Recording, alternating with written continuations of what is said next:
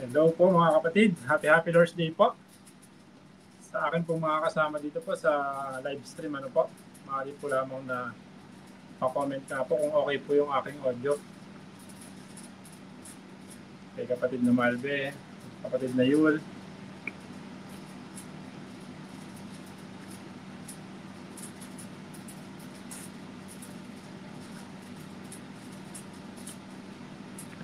Check lang po natin mga kapatid, ano po.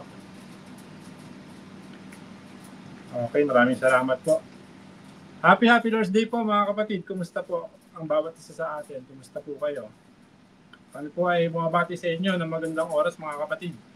In behalf of SGMA, South Greater Manila Area, sa pangunguna po ng ating kapatid na si Brother Malve, kami po ay bumabati ng magandang oras sa inyo. Nasanda ko man po kayo sa mga oras na ito. Nawa po ay nasa mabuting kalagayan po ang bawat isa mga kapatid. Ano po? Mga kapatid, sa pangunguna ng ating kapatid na si Brother Malve, tayo po ay nabigyan ng pagkakataon na magbigay ng mensahe, mga kapatid, na atin pong ipagpatuloy yung atin pong tinatalakay sa mga nakaraang linggo, which is the parable of our Jesus Christ, mga kapatid, o ang talinghaga ng ating Panginoong Jesus. Which is ang ating pag-aaral ngayon, mga kapatid, is the parable of the lamp on a stand. Which is kinuha ko siya mga kapatid sa book of Matthew chapter 5 verse 14 to 16. Actually, this parable mga kapatid is was founded in 3 synoptic gospel. 3 synoptic gospel are referred to as the synoptic gospel because they include many of the same stories, often in a similar sequence. Kumbaga, yung isang pinupunto nila mga kapatid, bagamat magkakaiba man yung paragraphing nila mga kapatid, ano, pero isa lang yung tinutukoy nila dito. Kaya siya tinawag na synoptic gospel mga kapatid. Which is yung another book mga kapatid, kung saan natin matatagpuan yung the parable of the lamp, is Mark chapter 4 verse 21 to 25 and Luke chapter 8 verse 16 to 18. Now mga kapatid, ang ating pong intro verse is magagaling po siya sa Matthew chapter 5 verse 14 to 16. Next slide po tayo kapatid na Malve. Now ating po basahin mga kapatid yung nilalaman po patungkol dito sa the parable of the lamp. Basahin ko po muna siya sa wikang Ingles. Sabi po dito sa verse 14 to 16, "You are the light of the world. A town built on a hill cannot be hidden. Neither do people light a lamp and put it under a bowl. Instead, they put it on its stand and it gives light to everyone in the house." Verse 16, "In the same way, let your light shine before others so that they may see your good works and give glory to your Father who is in heaven." Sa wikang Tagalog naman po, sabi po rito, "Kayo ang ilaw ng sanlibutan, ang isang lungsod na nakatayo sa ibabaw ng burol ay hindi maitatago. Walang taong nagsisindi ng ilaw at pagkatapos ay inilalagay iyon sa ilalim ng banga. Sa halip, inilalagay iyon sa talagang patungan upang matanglawan ang lahat ng nasa bahay. Gayon din naman, dapat ninyong paliwanagin ang inyong ilaw sa harap ng mga tao upang makita nila ang inyong mabubuting gawa at papurihan ang inyong Ama na nasa langit." God bless the reading po mga kapatid. In this passage mga kapatid, Jesus says, "You are the light of the world." In the beginning part of verse 14. O dun sa unang sentence po ng verse 14. Jesus used the metaphor about the light mga kapatid. Now mga kapatid, let's emphasize the word light o yung bagay na ginamit ng ating Panginoon Diyos doon sa metaphor na ito, ng ating Panginoong Jesus. Sorry. Now mga kapatid, what is the meaning of light? Ayon po sa nakalap nating research, is light is the natural agent that stimulates sight and make things visible. Sabi po is the natural agent that stimulates sight. So nagpapasigla dun sa ating paningin mga kapatid. Nang sa gayon ay maayos po natin na makita yung mga bagay or make things visible. This meaning mga kapatid is referring to the light of to the natural source of light, which is yung sun o araw mga kapatid. Now mga kapatid, let's have a brief observation about stimulates. doon sa pagpapasigla sa ating paningin, mga kapatid. Di ba? May mga chances, mga kapatid, na when Meralco is shut off the electric, mga kapatid, o bigla nag-brown out, mga kapatid, ano po? Ano pong pakiramdam natin? Yung bigla tayong mawalan ng ilaw, mga kapatid.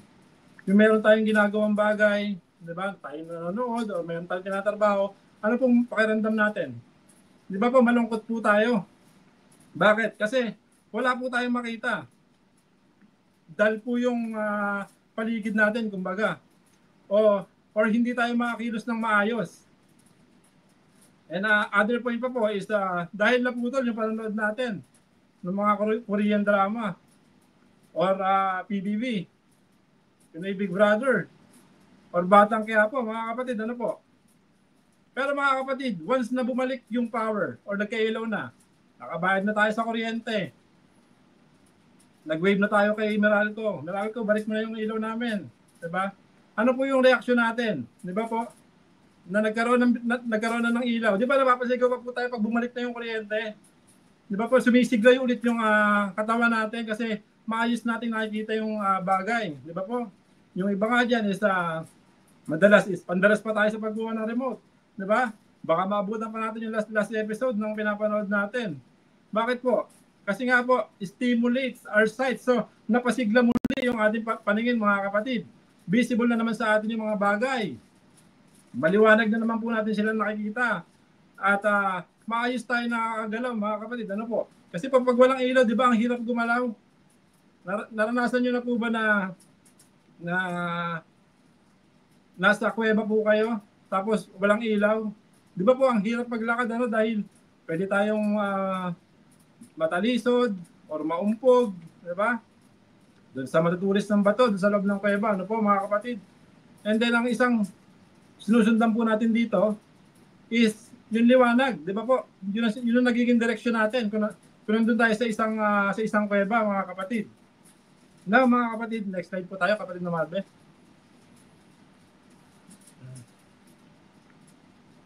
Now, what is the importance of light in our life, mga kapatid?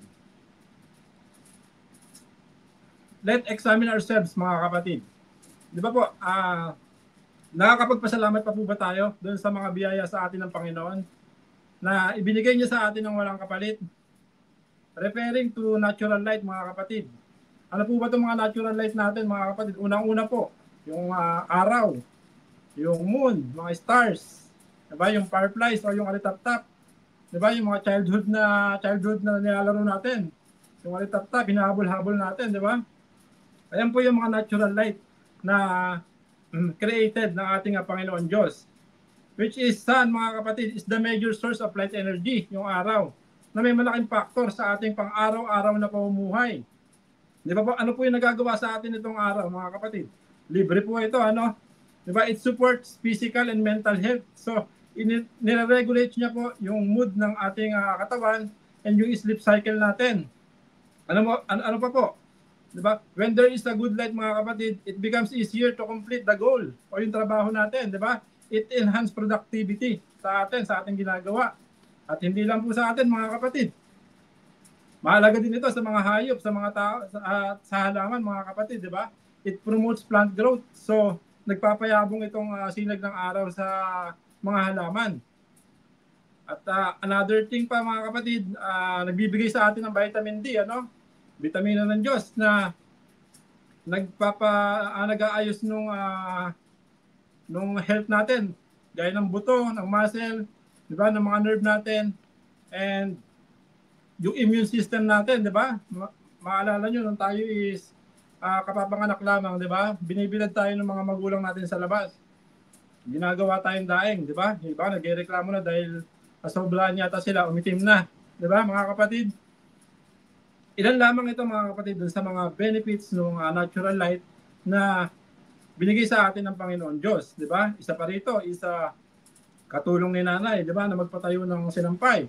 Di ba, instead na gumamit tayo ng dryer, pag tayo naglalaba, di ba, andyan yung araw, libre yan, sasampay mo na lang. Di ba, lalo na rito po, sa GCC, naku po, in just a minute, tuyo ka agad ang sinampay. Di ba po? Ayan yung kabutihan sa atin na binigay ng ating Panginoong Diyos. Andyan din po yung mga kung meron tayong natural light, meron din po tayong artificial light. Ano po yung mga artificial light na yan? Ayan po yung mga street light, yung mga headlight, mga night lamp, mga candle, di ba po yung mga desk lamp, ayan po yung mga artificial light na ginagamit din natin sa pang-araw-araw, which is malaking tulong din po yan sa atin mga kapatid. Di ba? Ano po ba yung kahalagahan ng mga street lighting? And yung mga ilaw natin sa bahay, di ba? It provides security po sa atin, especially during night mga kapatid, di ba? It boosts safety para po sa atin, lalo na sa ating mga kababaihan. Ano pa po mga kapatid? Yung mga desk lamp or mga table lamp na ginagamit natin, di ba? It gives directional lighting such dun sa ginagawa natin, di ba? It helps illuminate a particular area. Kung nagbabasa po tayo mga kapatid, di ba? May gamit tayong isang table lamp, di ba? Pino-focus niya, ini-illuminates niya na makabasa tayo ng ayos, di ba po mga kapatid, di ba? It improves visibility dun sa task na ginagawa natin. Which is, ilan lang ito mga kapatid sa benefits na nakukuha natin. Ang tanong mga kapatid, referring dito sa natural light, mga kapatid, nakakapagpasalamat pa po ba tayo? O dahil lagi normal na lang po siya sa atin, nasa daily life po natin, na pagising natin, alam natin na may araw naman dyan eh. Di ba? Makikita natin siya eh. Na magbibigay sa atin ng liwanag, di ba, na libre. Hindi na natin napapasalamatan mga kapatid. Kasi parang naging daily routine na siya, na kampante na tayo na nandiyan siya, di ba? Parang halimbawa na, for example, yung kapatid natin, mga kapatid, pagising natin, pinagluto tayo ng almusal one day, which is hindi niya ginagawa yon, di ba? Pagising mo, pinaganda ka ng almusal, may tuyo, may kape, may sinangag, di ba? With roasted eggplant and juicy tomatoes with fluffy eggs. Wow! Di ba po? Classic breakfast, mga kapatid, Di ba, ano po masasabi natin? Pag one time ginawa po sa atin ng kapatid natin yun, na hindi naman talaga niya usual na ginagawa. Di ba po napapasabi tayo na, milagro ah. Minsan, nasabi pa natin, ano nakain mo? Di ba po? Minsan pa, isipin pa natin, may kailangan to. Di ba? So, pinagluto ka na, pinag-isipan mo pa ng masama. Di ba? And, isang thing pa doon is, siyempre, magkapasalamat tayo kasi hindi niya usual na ginagawa eh. Bigla niyang ginawa sa atin, mga kapatid. So, bago sa atin, kaya nagpasalamat tayo. Pero, nung araw-araw ka na niyang ipinagluluto, di ba? After a week, luluto ka niya a month, a years, di ba? It's repeated on our daily basis, di ba? Naging usual na, di ba? Napagigising ka, may almusal ka na. So, naging kampante ka na naging routine mo na lang siya, di ba? Tapos nakakalimutan na natin magpasalamat minsan doon sa ginagawa ng ating kapatid, di ba? Ito sana mga kapatid yung hindi natin malimutan, yung magpasalamat sa walang hanggang biyaya ng Panginoon Diyos sa atin, di ba? Yung continuous providence of God, di ba? Day and night, mga kapatid. Di ba? Sa umaga, di ba? Meron tayong araw. Hindi rin naman tayo pinabayaan ng Diyos sa gabi. Dahil meron tayong buwan, di ba? Na kumukuha ng liwanag din sa araw. Maayos pa rin tayong nakakakita, mga kapatid. Di ba? Doon pa lang sa dalawang yan, mga kapatid, makikita natin yung pagmamahal sa atin ng Panginoong Diyos. Di ba, mga kapatid? Makikita natin na hindi niya talaga tayo pinababayaan. Which is, itong lahat ng meron tayo, sa kanya galing yan, mga kapatid. Di ba? Pinrovide niya sa atin. Itong oxygen na nalalanghap natin ngayon, napapasalamatan pa ba natin? Di ba po? Sa kanya galing yan, mga kapatid. Ano sabi po sa James chapter 1, verse 17? Every good and perfect gift is from above, coming down from the Father of the heavenly lights, who does not change like shifting shadows. Di ba po? Ang lahat po ng ito, ng mabuti, ay ganap na kaloob sa atin ng Panginoon Diyos. Sabi po dito sa James chapter 1, verse 17. Ganoon tayo kamahal ng Panginoon Diyos. Kaya po isinugo niya ang kanyang bugtong na anak. Sino po? Si Jesucristo. So, sabi po sa John 3:16, for God so loved the world that He gave His only begotten Son, that whosoever believe in him should not perish but have everlasting life. Diba po, isinugo ng ating Panginoon Diyos, Yesu Cristo, para po magbigay ilaw dito sa atin sa sanlibutan. Diba? Tularan natin na sumunod sa yapak ng ating Panginoong Hesus dahil siya ang nasa kanya ang buhay, di ba? Nasa kanya ang liwanag, mga kapatid.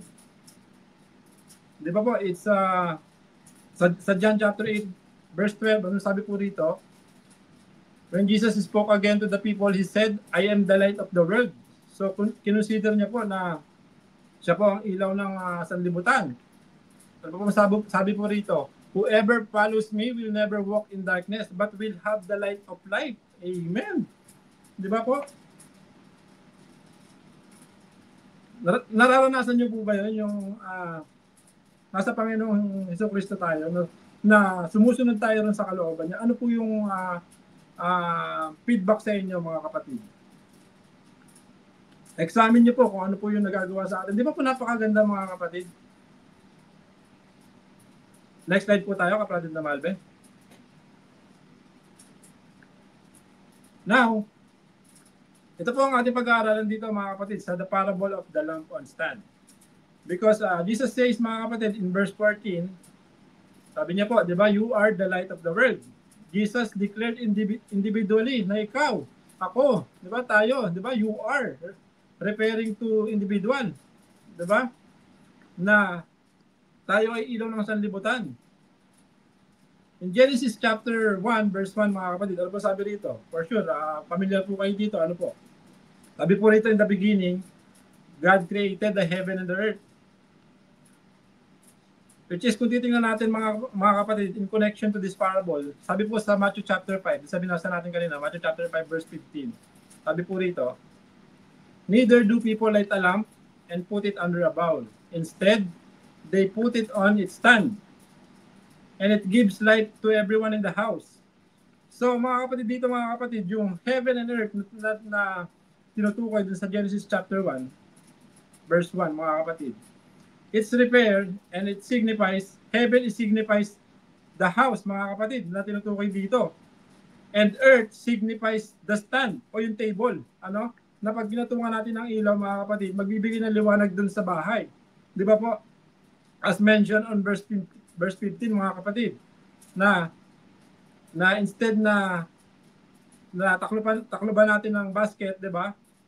Doon natin ilagay sa tamang patungan para magbigay ng ilaw doon sa bawat isa sa bahay. Di ba po, mga kapatid? Now, ang isang bahay, mga kapatid, o bagay, ano mang ganda ng anyo o hugis? Di ba? Mansion man yan, di ba? Kung walang ilaw o liwanag, hindi natin makikita ang ganda nito. Agree po ba kayo, mga kapatid? O ako lang po ito. Di ba po, ang isang bagay na walang ilaw, ano mang ganda dyan, hindi natin makikita ang ganda po nito, mga kapatid. Ano po sabi sa Genesis chapter 1, verse 2? Sabi po rito, ang lupa ay walang hugis o anyo. Dilim ang bumabalot sa kalaliman at kumikilos ang Espiritu ng Diyos sa ibabaw ng tubig. So, underscoring, mga kapatid, yung sinabi na dilim ang bumabalot sa kalaliman at kumikilos ang Espiritu ng Diyos sa ibabaw ng tubig. Nakita niyo po yung ginagamit nila nung first century Christian, mga kapatid. Yung small handheld na clay lamp o yung kanilang ginagamit na lampara, mga kapatid. Para siyang kabibe, ay doon sa research na ginawa natin, mga kapatid, para siyang takure na maliit lang. Doon nilalagay yung oil. And then ayun yung nagsisilbing ilaw sa kanila, mga kapatid. So dito, mga kapatid, dun sa sinabi na kumikilos ang Espiritu ng Diyos sa ibabaw ng tubig, di ba? It symbolizes yung oil lamp is yung kalaliman. Yung kalaliman na tinutukoy dito. And the oil and fire is signifies, mga kapatid, the Spirit of God. Di ba? Na kumikilos sa ibabaw ng tubig. Di ba? Yung fire na nagpakita kay Moises o yung dun sa burning bush, mga kapatid, sa Book of Exodus. Di ba? It was the powerful symbols represent God's miraculous energy. Bakit miraculous energy, mga kapatid? Yung God's power ng ating Panginoon Diyos. Bakit miraculous energy? Kasi di ba yung puno nag-aapoy pero hindi na natutubok, hindi nasusunog, di ba? Gano'ng makapangyarihan ng ating Panginoon Diyos na magpakita siya gagamit yung puno, di ba? Nang hindi nasusunog. Sa atin sa panahon natin gawin yan ngayon, di ba? Kulong tayo for sure. Di ba? Sunog. Another example pa, mga kapatid, dito sa sumisignify sa Spirit of God, di ba? During Pentecost, mga kapatid, in Acts chapter 2 verse 3. During Pentecost, di ba? Ang sabi po sa Acts chapter 2 verse 3. May nakita silang parang mga dilang apoy na dumapo sa bawat isa sa kanila. At silang lahat ay napuspos ng Espiritu Santo. At nagsimulang magsalita ng iba't ibang wika ayon sa ipinagkaloob ng Espiritu. Ito po yung nandun sila sa isang bahay, mga kapatid, ano? Na nakarinig sila ng mga ugong. Tapos biglang parang may dumapo sa kanilang ulo na parang mga dilang apoy. Tapos napuspos sila ng Espiritu. Which is ito po yung pangako sa kanila ng ating Panginoong Jesus. Ano po, mga kapatid? Then, after po matanggap ng mga apostol yung gift ng Holy Spirit, kumuha ba sila ng basket para takluban yung ilaw na ibinigay sa kanila ng Diyos? Nagpatalo ba sila dun sa mga banta ng Sadducees at mga Pariseo? Para hindi sila magliwanag sa harap ng mga tao? Diba? Especially si Peter, mga kapatid. Meaning to say, itinago ba nila yung gift na ibinigay sa kanila na makapagsalita sila ng iba't ibang wika? Ano sabi po nun sa Acts chapter 2, verse 9 to 11? Ilang wika po yung nabanggit doon? At nasasabi ng mga apostol. Kung bibilangin po natin kung ilang bansa yung nandoon sa Pentecostes, mga kapatid. Halos 10 to 15 country yung nandoon, mga kapatid. So iba't ibang lingwahe.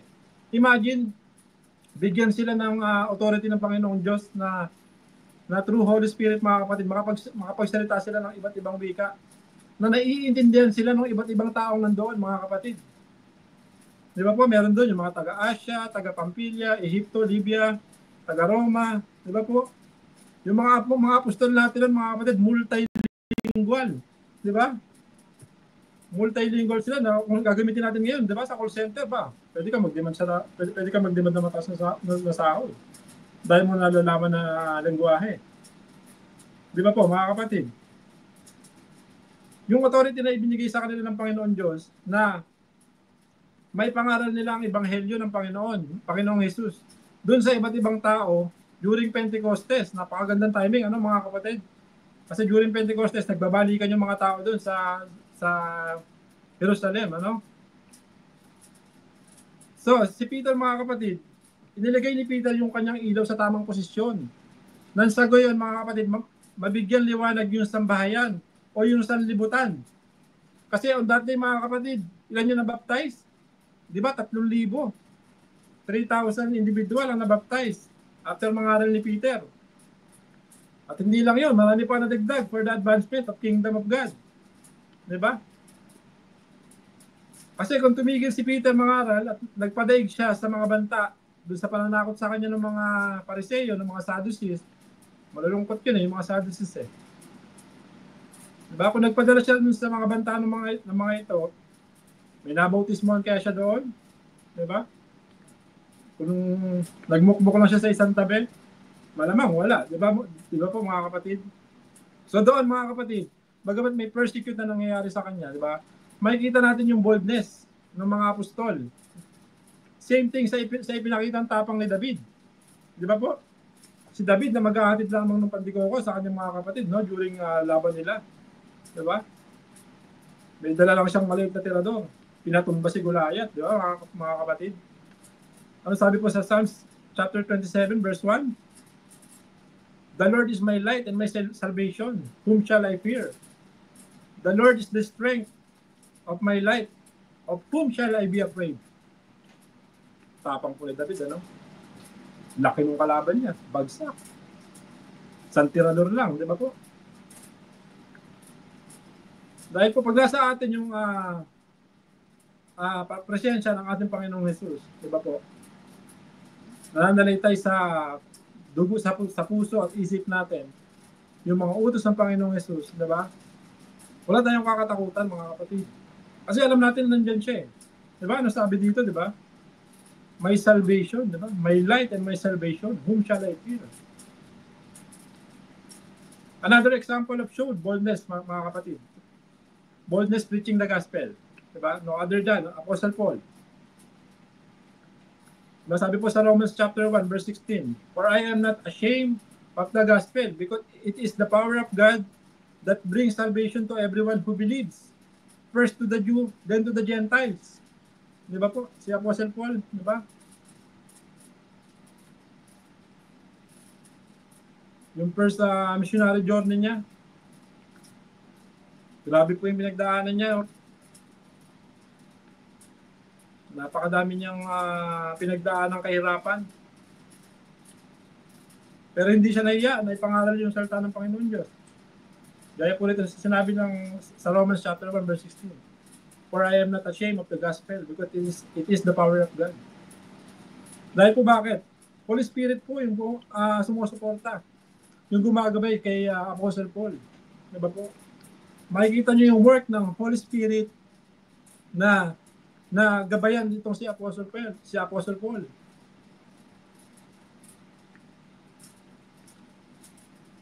In the preceding verse, mga kapatid, ng Genesis chapter 1, verse 3, ano po sinabi dito, mga kapatid? "And God said, let there be light.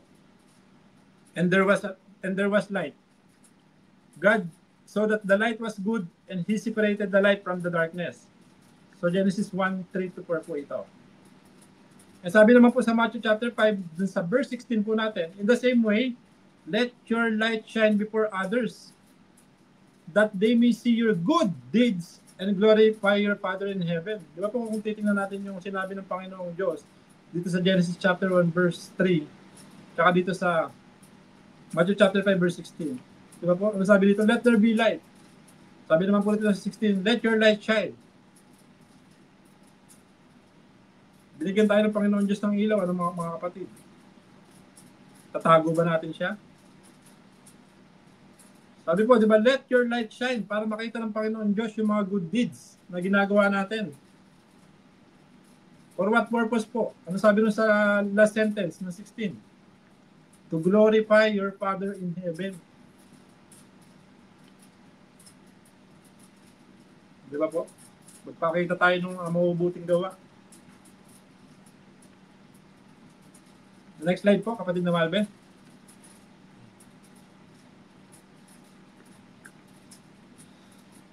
Now, how we shall, dahil nga, identity tayo mga kapatid, as a light, mga kapatid.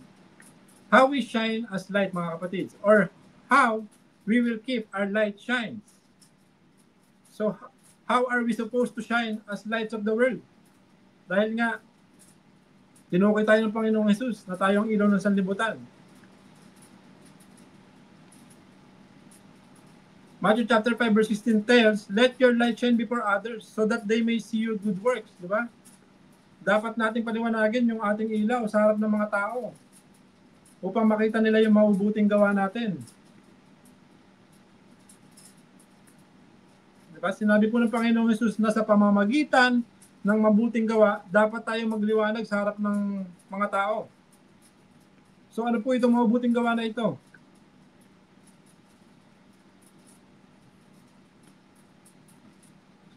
Galatians chapter 5 verse 22-23, mga kapatid. Alam ko po na pamilyar po kayo sa verse na ito. Ano po? The fruit of the Holy Spirit.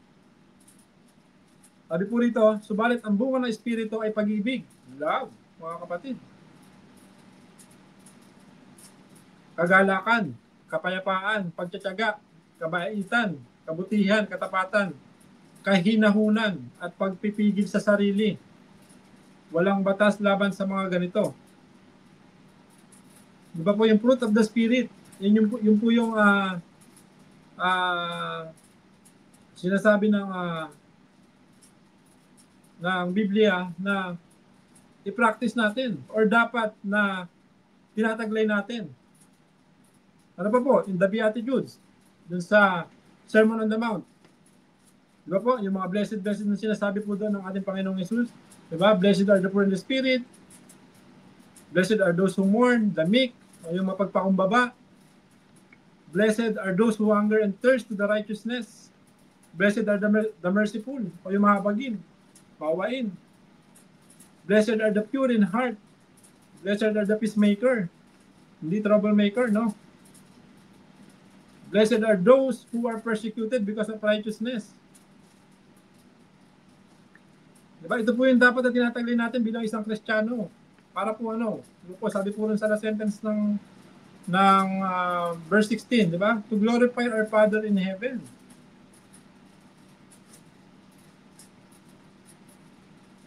Parehas po sa ginawa ni Apostle Paul. Ano po sabi niya sa 1 Corinthians chapter 11 verse 1? Di ba? Imitate me as I imitate Christ. Di ba po? Bakit? Dahil po sa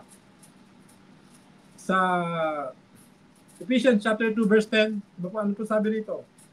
Tayo po ay ginawa sa wangis ng ating Panginoong Jesus, di ba? For we are God's handiwork created in Christ Jesus to do good works which God prepared in advance for us to do. Diba? Isang magandang halimbawa dito, mga kapatid, si Apostle Paul. Diba? Yung first missionary journey niya, gaya na sinabi natin kanina, mga kapatid. Leading by the Holy Spirit. He persecuted, mga kapatid, ano po? Diba? Pinagbabato siya, diba? Nagreklamo ba siya? O tumigil ba siya sa pangangaral? Hindi. Kinulong siya na makailang beses, diba? Dahil dito sa mga bulaang testigo. Binagyo siya sa dagat, mga kapatid. Nasira yung bangkang sinasakyan niya. Ilang araw siya nagpalutang-lutang sa dagat. Nakagat pa ng ahas. Nagreklamo ba siya? O natapos ba yung buhay niya? Hindi, di ba? Dahil nag-work sa kanya yung Holy Spirit, mga kapatid. Yung kapangyarihan ng Panginoong Diyos. Hindi siya pinabayaan, mga kapatid. Kasi bakit? Sumusunod siya dun sa mga binanggit natin kanina. Ang sabi niya sa Philippians chapter 2, verse 14 to 16. Sabi niya po rito, gawin ninyo ang lahat ng bagay ng walang reklamo at pagtatalo upang kayo'y maging mga ulirang anak ng Diyos, matuwid at walang kapintasan sa gitna ng sanlibutang baluktot at masama. Sa gayon, magsisilbi kayong mga ilaw sa kanila tulad ng mga bituing nagniningning sa kalangitan. Now, sa atin po pamumuhay ngayon, paano po tayo magniningning, mga kapatid? Paano po natin paiilawin yung ating yung ilaw na pinagkulob sa atin ng Panginoong Diyos? Example na lang po sa ating trabaho, mga kapatid. Diba? Kung ginagawa natin na maayos, yung mga responsibility natin sa ating trabaho bilang isang empleyado. Diba? Nakikita ng mga namumuno natin yung mga bosses natin, mga manager natin, yung good works na ginagawa natin. Sumusunod tayo rin sa rules. Diba? Aga tayo pumapasok. Yung mga trabaho natin, nagagawa natin sa tamang oras. Diba? Napapasa natin sa tamang deadline. Diba? So ano po yung reward natin sa mga sa ganito? Diba? Andiyan po yung promotion. Diba? Andiyan po yung salary increase. Good shot ka lagi kay manager. Diba? One more thing, mga kapatid, nagkakaroon ng tiwala sa iyo yung boss mo. At isa pa, nagiging mabuting halimbawa ka dun sa mga co-workers mo, natularan ka, di ba? In that way, mga kapatid, naglight umilaw yung ano mo, yung nagningning sa kanilang mga mata, yung ilaw mo o yung ginagawa mo, di ba? Kung lumalakad ka na sa kalooban ng Panginoong Jesus. Pero kung taliwas ka sa mga ito, the way ka magtrabaho, diba? Puro ka paglulugaw, halos oras lang ng break time at time out ang hinihintay mo. Kaya saan mo, magbe-break out yung boss mo, diba? Nandiyan yung lagi na siya nakabantay sa'yo, diba? Halos puro mali na yung nakikita. Diba yung mapipil mo na toxic na yung environment mo dun sa trabaho mo kasi bakit? Hindi ka gumagawa ng tama eh. Hanggang ano, di ba? Mag-resign ka na lang. Or ma-fired ka, di ba? Ano ending? Wala kang trabaho, wala kang source of income. Tambay, di ba? Ano ending? Makikita natin yung kaibahan, no? Nung lumalakad ng naayon kay Kristo at doon sa wala. Di ba po? Nakikita natin kung ano yung mga rewards nila, di ba po? Yung gumagawa ng tama, mas nagliliwanag. Di ba po? Napopromote. Mataas ng sahod. Okay kay boss. Di ba po? Yung gumagawa ng mali, ano po? Nawawalan ng trabaho. Dumidilim. Kasi kulong lang sa bahay. Tambay. Ano po? Next slide po tayo. Brother Malve. Why we are light? And what must we do, mga kapatid? Dito po sa ating huling verse, mga kapatid, Jesus explained why we are to be the light. Why we are to be the light of the world. Because Matthew chapter 5 verse 16 teaches us that we are light so that they may see your good works and give glory to your Father who is in heaven. We do not do a good works to impress the world. So po, ano po yung sabi doon na dun sa isang quotes, we have a family to feed, not to impress the world. Di ba po? Hindi natin trabaho na i-impress yung ibang tao, mga kapatid. We do good work so that people will turn and glorify God na dapat nagmumula sa atin na nakakakilala sa Panginoong Jesus. How will the world glorify God? By our good works. If we do not say the person that our good works are because of Jesus. Di ba doon sa nalalaman natin?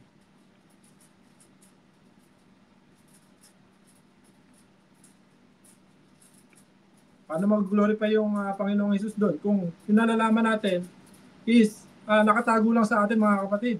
Di ba? Hindi natin ini-speak out. Ano yun? Secret agent tayo ng Panginoong Jesus?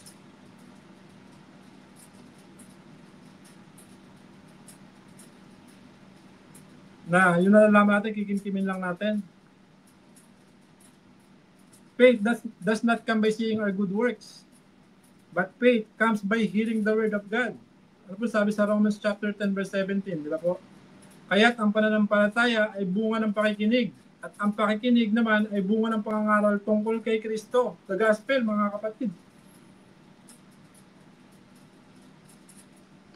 Di ba? Hindi pwede nakarinig ka lang.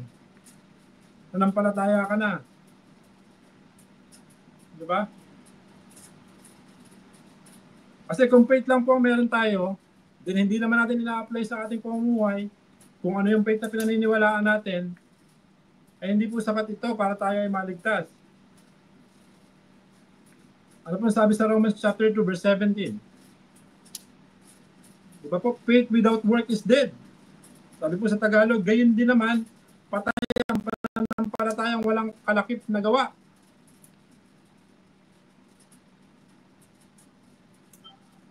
Diba? Nananampalataya po tayo sa Matthew chapter 6 verse 33.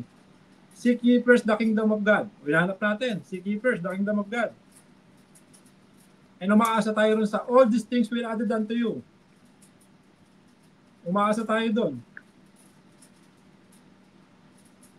Na pag hinahanap natin, may all these things. Pero hindi natin nakita yung gitna, yung His righteousness, na lumakad tayo ng matuwid, na naayon sa lakad ng ating Panginoong Jesus. Diba? Naghanap nga tayo, hinantay naman natin yung kapalit, hindi natin ginawa, mga kapatid. Do you think mag-work yun ng ganon?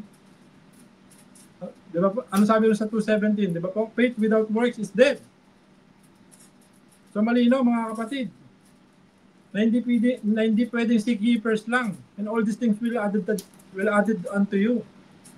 Buuin natin, seek ye first the kingdom of God and His righteousness, and all these things will added unto you. Marami na po nakapagpatunay niyan. Ito po ako yan.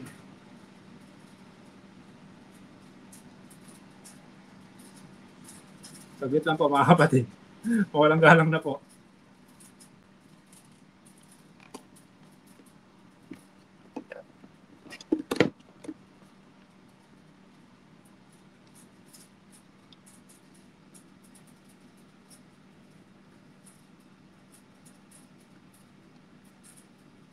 Okay.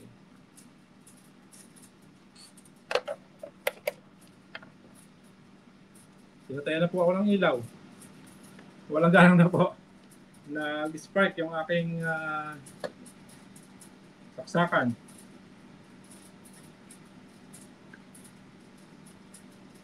So dapat po binubuo natin yung Matthew chapter 6 verse 33. Hindi lang po inaantay natin yung nasa huling sentence. They are to see our good works and hear the gospel, the message, so that God can be praised, mga kapatid. Yung mga apostle, ano po ang utos sa kanila ng Panginoon Diyos? Ng Panginoong Jesus? Yung Great Commission. Diba po ano po sabi sa Mark chapter 16, verse 15 to 16? He said to them, "Go into all the world and preach the gospel to all creation. Whoever believes and is baptized will be saved. But whoever does not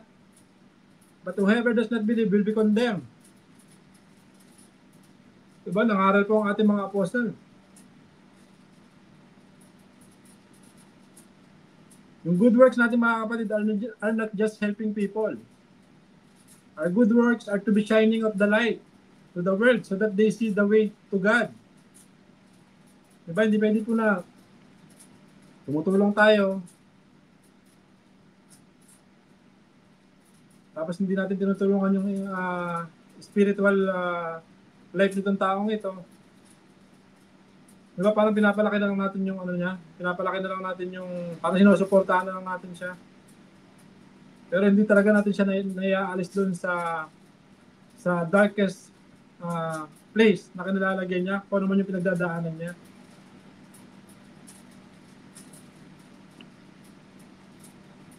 So, paggawa natin ng mabuti, mga kapatid, we must point to Jesus when we do good things. Because all belongs to God. Diba? Itong mga talent na binigay sa atin, yung mga gift na binigay sa atin, galing ito lahat sa Panginoong Diyos. Kaya sa Kanya yung papuri at pasalamat sa lahat ng ito. Wala po tayong pag-aari sa mundong ito. Lahat po ay sa Kanya. Ano po ang sabi sa Romans chapter 14, verse 8? We live for the Lord. And if we die for the Lord. So, whether we live or die, we belong to the Lord. Dahil sa Panginoon ay may kaligtasan kung tayo ay mananatiling tapat. Diba?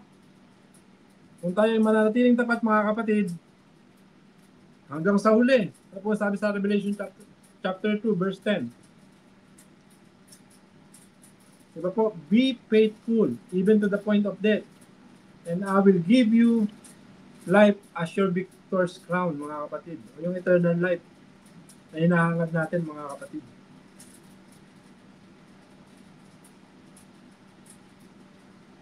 Next slide po tayo, Brother Malve. Conclusion. Ito po yung madalas natin inaantay, mga kapatid. Ano po? Pag conclusion na means patapos na po tayo. Being a children of light, mga kapatid, we are called to shine and not to be hide. Diba po, binigyan tayo ng talento, huwag po natin itago. Gaya po nitong kaloob sa atin ngayong oras na ito. Diba po, kakapush po ng kapitbahay ko dyan. Shoutout po sa aking kapitbahay. Ito po, tayo po ay nakapagbahagi ng mensahe ng Panginoong Diyos. Diba po, ginamit itong aking kapitbahay ng Panginoon Diyos para po tayo ay makapakinig ng makapag-aral ng salita ng Panginoong Diyos. Apo yung sumunod, we must find a right position where we can give a light to those in the dark. Diba po, tulungan natin yung mga naliligaw ng landas. Yung mali yung direksyon na tinatahak.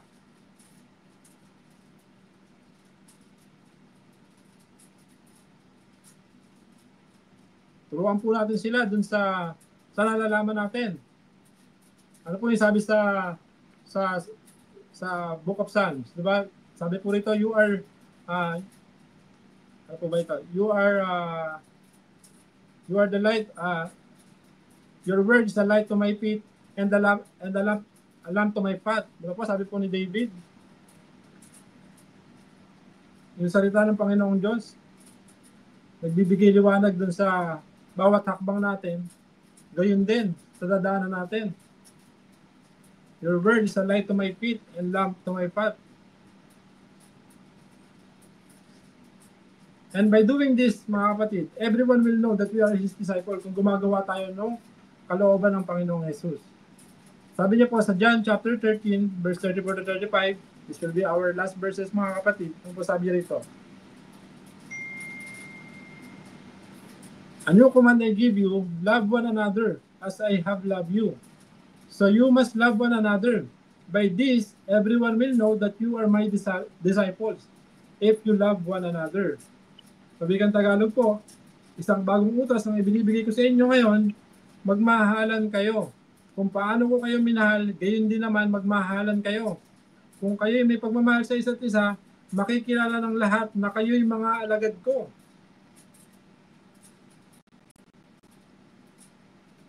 Di ba po, sa mabuting gawa tayo makikilala na tayo ay disciples ng Panginoong Jesus.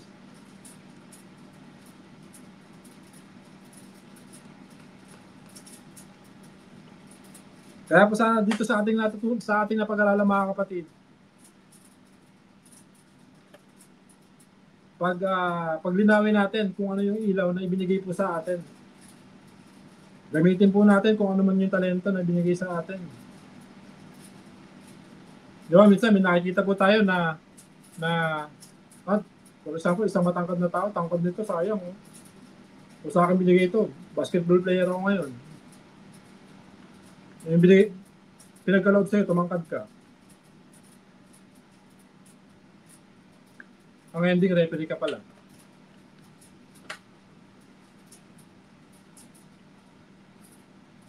Di ba po, gamitin po natin ng tama yung binibigay sa atin na gift o yung mga talent na ipinagkaloob sa atin ng Panginoong Diyos. And yun lamang po, mga kapatid. Maraming salamat po and happy Lord's Day po sa bawat isa. God bless po.